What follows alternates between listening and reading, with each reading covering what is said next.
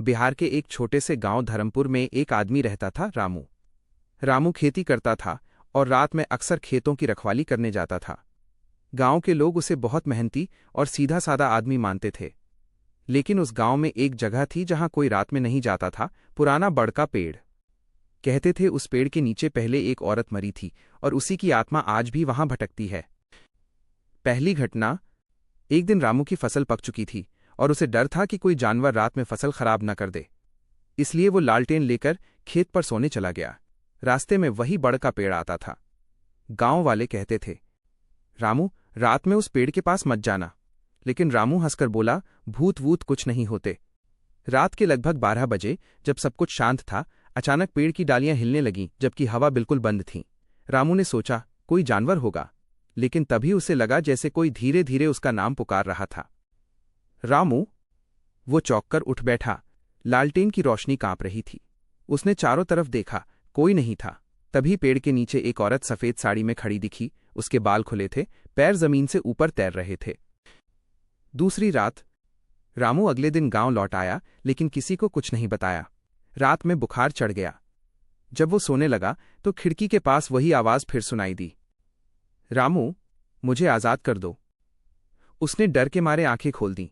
वही औरत खिड़की के बाहर थी, चेहरा आधा सड़ा हुआ, आंखें लाल जैसे अंगारे। रामू डर के मारे बेहोश हो गया।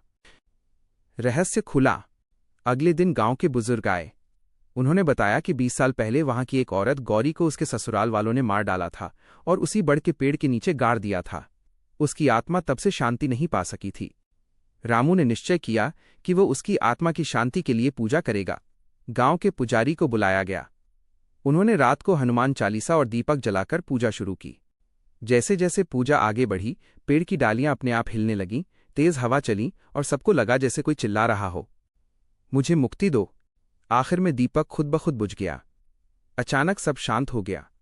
सुबह जब लोग वहां पहुंचे तो उन्होंने देखा पेड़ के नीचे ताजी मिट्टी खुदी हुई थी और उसमें से पुरानी चूड़ियां और टूटे गहने निकले। सबने समझ लिया कि गौरी की आत्मा को शांति मिल गई। अंत। उसके बाद उस बड़ के पेड़ के पास किसी ने कुछ अजीब नहीं देखा। रामू का बुखार उतर गया और उसने जीवन भर कभी उस रास्ते से अकेले नहीं गुजरा। आज भी गांव के लोग कहते हैं, अगर कोई अच्छे मन से वहां दीपक जलाए तो हवा में अब भी चूड़ियों की खनक सुनाई देती है। साल पहले बिहार के एक छोटे से गांव का नाम था रामपुरा। गांव शांत था, लोग खेतों में मेहनत करते थे, पर गांव के बाहर एक पुराना पीपल का पेड़ था जिसे सब भूत वाला पेड़ कहते थे। कहते हैं कि कई साल पहले उस पेड़ के नीचे एक औरत की मौत हो गई थी। तब से वहां अजीब अजीब आवाजें आती थीं, कभी औरत के रोने की, कभी हंसी की। रात की घटना, एक दिन गांव का लड़का रामू अपने दोस्तों के साथ देर रात तालाब के पास गया। सबने उसे मना किया था, रात को उस पेड़ के पास मत जाना, वहां भूत रहता है। पर रामू नहीं माना। वो बोला, कुछ नहीं होता, सब डराने की बातें हैं। जैसे ही वो पेड़ के पास पहुंचा, हवा चलने लगी, पत्ते जोर जोर से हिलने लगे और अचानक पेड़ के नीचे किसी ने रामू कहा। रामू पीछे मुड़ा, कोई नहीं था। उसने टॉर्च जलाई। पेड़ के नीचे सफेद साड़ी में एक औरत खड़ी थी, चेहरा धुंधला, आंखें लाल और बाल बिखरे हुए। रामू के पैरों तले जमीन खिसक गई। वो चीखते हुए भागा और गांव पहुंचकर बेहोश हो गया।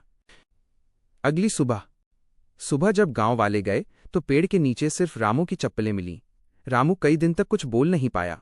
जब बोला तो बस यही कहा, वो सच में थी, उसने मेरा नाम लिया। तब से कोई भी रात को उस रास्ते से नहीं गुजरता।